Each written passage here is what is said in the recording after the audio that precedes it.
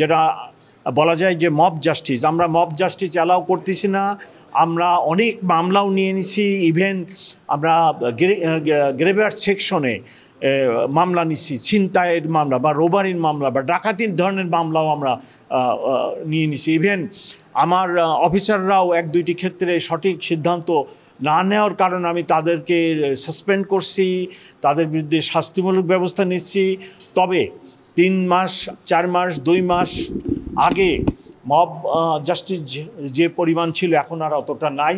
একটা মেসেজ আমরা দিতে সক্ষম হয়েছি কিছু মামলা নিয়ে, কিছু শাস্তিমূলক ব্যবস্থা নিয়ে, যে এই ধরনের কাজ রাত্রি কারোর বাড়িতে আসামি আছে বলার কথা বলে যায় তার বাড়িতে হানা দেওয়া, তার দরজা ভাঙা বা কিছু করা, এই ধরনের আমরা মোটেই গ্রহণ করতেছি না। এবং এর বিরুদ্ধে কিছু ব্যবস্থা নেওয়ার কারণে রিসেন্টলি এই ঘটনাও অনেক কমে গেছে। এবং আমি সেটাও রিকোয়েস্ট করতেছি, কেউ যেন কোনো অপরাধীকে ধরার জন্য না যায়।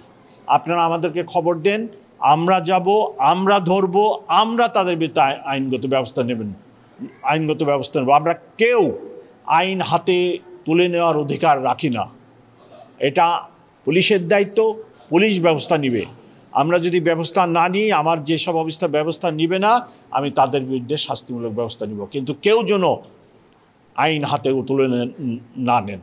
এলএমই সার্টিফাইড বিশ্বসেরা কপারে তৈরি ওয়ালটন কেবলস, যা আপনার স্থাপনাকে রাখবে সব সময় নিরাপদ। আপনারা রাস্তাকে দাবি আদায়ের স্থল বানাবেন না, জায়গা বানাবেন না। আপনারা আলোচনা করুন যে সকল অথরিটির সাথে আপনার দাবি আদায়ের জন্য আপনারা কথা বলতেছেন, দাবি আদায় করতে চাচ্ছেন, তাদের সাথে টেবিলে বসুন, তাদের অফিসে যান, তাদের সাথে টেবিলে বসে সমস্যার সমাধান করেন। রাস্তা সমস্যা বা দাবি আদায়ের কোনো স্থল হতে পারে না।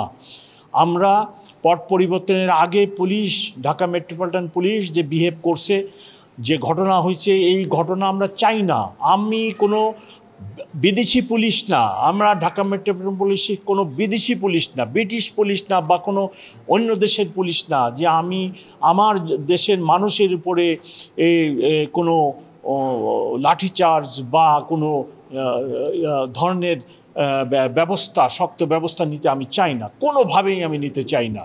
আমার দেশের মানুষ, আমি তাদের একজন, আমি চাই আমার এই অনুরোধ আপনারা রক্ষা করবেন। আমি খুব শীঘ্রই আমি ইনফরমালি অলরেডি কিছু